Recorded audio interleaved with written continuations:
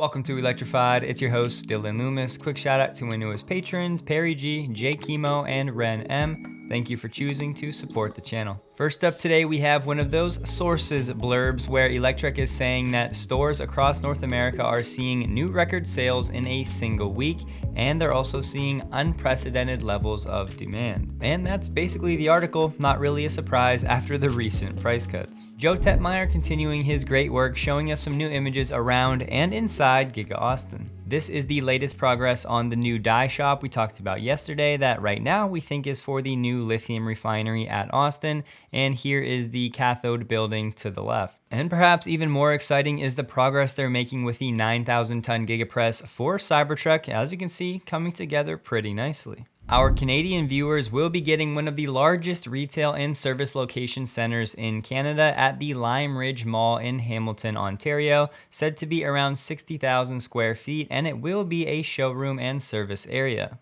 This is not yet a done deal, as they still need to get the permit to allow them to actually display vehicles and use this as a showroom. That permit will be discussed at a meeting on February 2nd, and if it goes well, this location will be open 7 days a week and should create around 50 jobs. The price of Tesla's wall connector is back up to $425. I think back in December it was $400, they bumped it down to $350, now back up to $425. Great point here made by Matthias that personally I want to continue to drive home. He said the Model 3 rear wheel drive's addressable market 2.5x'd after the price cuts, and the Model Y long range 4x'd. This chart, just like the one we shared from Pierre Farragut a few episodes ago, it's the share of the United States car market by revenue and addressable by price point. So I really don't understand why so many people still aren't understanding this based on comments on social media, but as Tesla lowers their prices and eventually moves to the Gen 3 platform, they will reach the mainstream market going up this demand line. So if Tesla can deliver a $25,000 vehicle, that will actually mean that they'll have access to in the neighborhood of 50 to 60% of the United States car market. Whereas right now, even after the price cuts with its lowest price model, the Model 3 RWD, they still only have access to about 25% of the US car market. There's still way too many people thinking lower prices, no demand, no margins, bad. That is not at all how this works. Now we have data from Charlie Bolello showing us the average price of a used Tesla. Back at the peak, it was around $68,000.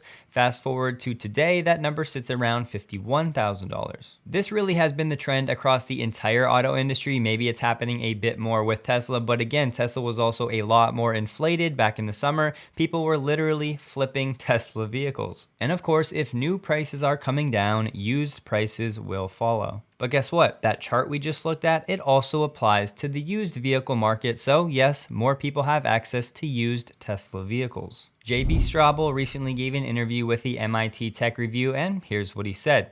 If we don't electrify everything, I think our climate goals are completely sunk. I just think we really need to figure out a robust solution at the end of life, referring to battery packs.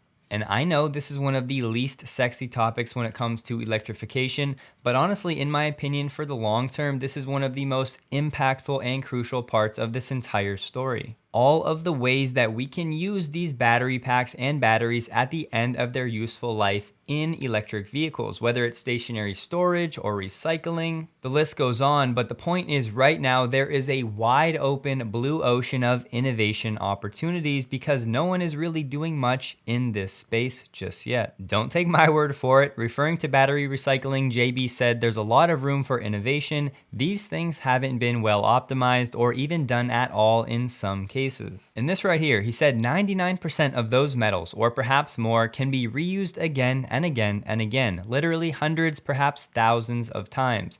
No one is really grasping what this is going to mean to drive down the cost of electric vehicles and energy in the future. He also said, I generally don't think we're going fast enough. I don't believe we're appropriately internalizing how bad climate change is going to be. I'm just saying, somebody in the future should create a superhero movie starring Elon Musk and JB Straubel. Tesla Twitter account still pumping out content. Most of us are familiar with this data. You can see all of your charge stats throughout the year, which as a data nerd, personally, I love. But how about this? When it comes to charging, Tesla owners collectively saved $2 billion in 2022. Tesla is now over 40,000 superchargers across 46 different countries. I need you guys to know something that is super important to me. Most of the supplement industry is garbage. Supplements filled with toxins, metals, and improper dosing. This is what drove me to research and ultimately land on Ritual for my pre-pro postbiotic and my multivitamin.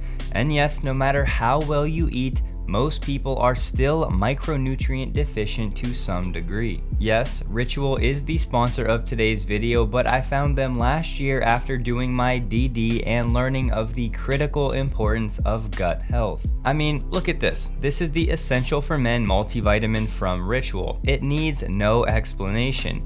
If you're at all familiar with what I call tier 1 vitamins, what most people probably should be supplementing with, this is basically the list. Then on the probiotic front, each capsule of Synbiotic Plus has delayed release technology to make sure it reaches your colon and not your stomach. Ritual is basically what I call science-backed and research-stacked. The capsules are no joke the best I've ever seen. They're actually essenced with mint, so they smell and taste really good. More importantly, they're vegan friendly, no GMOs, no allergens, no artificial colors. They're made traceable, showing you every single ingredient, supplier, and key study. So if you'd like to start the new year with the support of traceable, high quality, science-backed products you can trust, you can get 30% off your first month with Ritual by going to ritual.com/electrified30 and using code electrified30 at checkout. From Brand Finance, we got the 2023 version of the world's most valuable and strongest brands. I'm not going to dive into the methodology here, but I will include this report below if you're interested. As you can see, Tesla is now in the number 9 spot for the most valuable brands, jumping up 28 places. And they have the fastest growing brand for 2023 as BYD. But zooming out, looking at the 3-year change in brand value, Tesla by far in the number 1 spot, up 433%. And finally, the United States continues to dominate the ranking, now accounting for 202 out of the top 500 brands in this list, and half of the overall value sitting at $4 trillion. These are not market cap numbers, by the way. These are just this Brand Finance's methodology for ranking. China is in second place with a methodology value of 1.4 trillion. There are plenty of articles being written right now over the trial that is starting with regards to this tweet. All we really know right now is that the judge has already said that this tweet was indeed false, so now the question becomes, what type of defense will Elon and team have, and what could the damages be? Speculating on this is a fool's errand, but we do know that after Elon made that tweet on August 7th, Tesla stock did go down about 35% over the next 45 days. But can the Tesla shareholders really prove that this was caused by that tweet? That's a whole different question. And there's still a chance they could settle even during the trial. Again, Alex, please share your sources, but either way, he said Tesla plans to apply for a massive expansion of Giga Berlin in the coming months.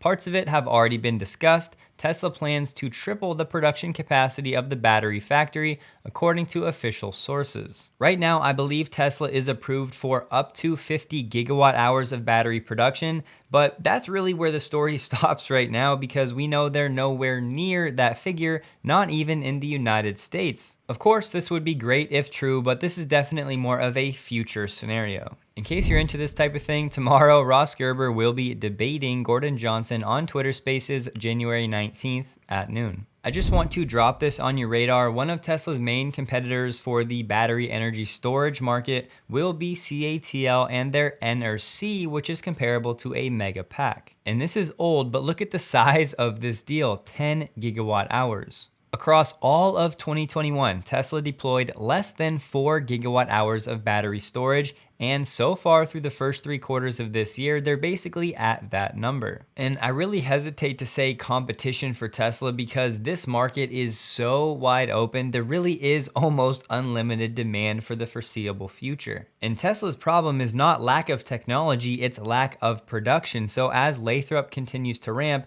they still have basically a 2-year order backlog. So if the margins turn out to be anywhere between 20 and 50%, that's going to mean incredible things for Tesla's bottom line. Here we get what BYD has been up to when it comes to expanding in the United States. We have to be careful with one of these sources articles, but there's a concerted worldwide push that's become the single most important strategic focus for BYD. So they're already heading into Europe, but they've also spent a lot of 2022 conducting a study on how to set up a US distribution network for EVs, looking into how many outlets in each state and city BYD would need and what the formats would be for brick and mortar stores. However, they also said an aggressive US expansion remains unlikely for the foreseeable future, mainly due to the tensions between America and China. And of course, the Inflation Reduction Act is going to complicate any foreign company coming into the United States. The point is, we now know what BYD's intentions are whenever they think the time is right. Here we get into some industry shakeup as Volvo has basically spun off a new division that will be focused on the United States and Canada. And one of their most beloved and respected leaders will be stepping down.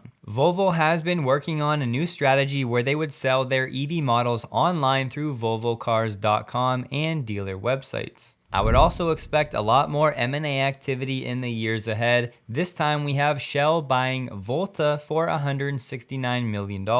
Volta has been mostly focused on level 2 destination chargers, but their business model was different. They provided free charging, so the way that they made money was actually from companies sponsoring their chargers to keep the service free for the customer. I couldn't find any official data, but if I had to guess, I would say Volta has in the neighborhood of the low thousands of charging stations. RV folks can rejoice as Thor has partnered with SpaceX to provide factory installation of Starlink to some big RV models. Some of these models will be fitted with Starlink factory installation in the United States starting this year. Not only that, but they'll also offer a 1-month service credit after the initial month of activation, which is around $135 in the United States. VW said the ID4 sold 20,500 units in 2022 in the United States, up 22.5% year over year. They also said they have over 20,000 back ordered for 2023. The UK had most of its hopes for battery production on Britishvolt, and the company just collapsed. Britishvolt was looking to build a gigafactory making around 38 gigawatt hours per year, but now that's not going to happen, and the entirety of the UK's cell capacity pipeline is set to come from China's Envision. Essentially, Britishvolt failed to meet certain milestones, and then they stopped receiving investments to do what they set out to do. Britishvolt was founded in 2019, and fast forward just 3 years, and now they're assessing options for the sale of the business and its assets.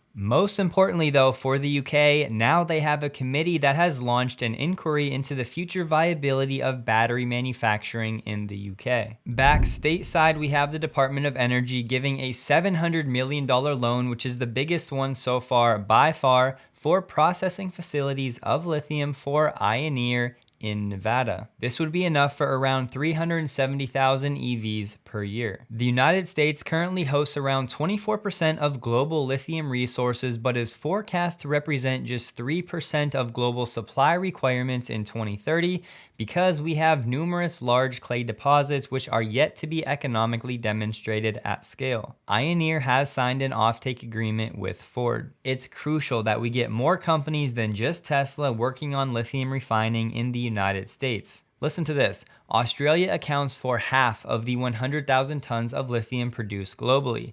The United States lags far behind, producing fewer than 1,000 tons of lithium every year. Together, we have Microsoft and Amazon starting to lay off 28,000 people. Microsoft said 10,000 workers will lose their jobs this quarter, and Amazon has started sending out emails to people in the United States, Canada, and Costa Rica who are among 18,000 whose positions will be eliminated. And I'll send you guys off today with the latest video from Boston Dynamics showing off what their robot can do. And no, we are not at all comparing this to Optimus because they're very different things.